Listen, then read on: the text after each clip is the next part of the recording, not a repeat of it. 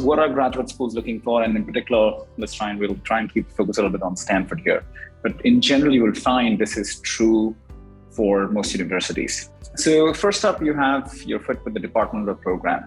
It's very important to understand that you're just taking a leap to apply to some random program, or there seems to be a connection with what you've done in the past. They're going to look at relevant experience. That's usually very helpful. And if you're still in school or college right now, research could be handy. Internship examples can come in. And of course, if you're working, one can obviously get tons of experience that we can talk about drawing from your work in that space or related to that. The next element, of course, is statement of purpose. This can be another fairly tricky aspect.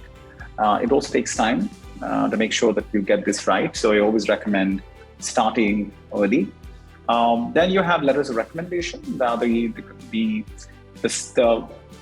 The mix can vary from what schools require, but in general, it'd be good to have two academic recommendations in place, and we'll get into some more specifics. Your undergrad grades are really important. So if you are in school, make sure to do really well, in particular in colleges for sure. And GRE scores, GRE continues to be test optional.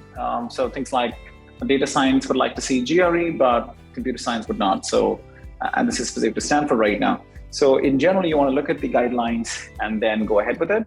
Now, the fact that it may not be required doesn't necessarily mean it may not help you. So if you do have a great score, you can share it. But in general, programs are fairly well aware of what they really like to see. So if they say not required, it may not be necessary. So if you mean that it takes you off, if it just from a load point of view, it means that you can do something else. You can probably, improve your experience. You can do some more research. Probably you can do that. And then, of course, they'll look at the relevance of prior coursework. Like, for example, what is it you've studied in the past? So, for example, technically anyone can apply for a computer science program, but you do need to have fairly strong quantitative ability. So if the course that you've taken in the past does not seem to have enough exposure to that, that could be a problem in terms of your preparedness to study this, let's say computer science at the graduate school.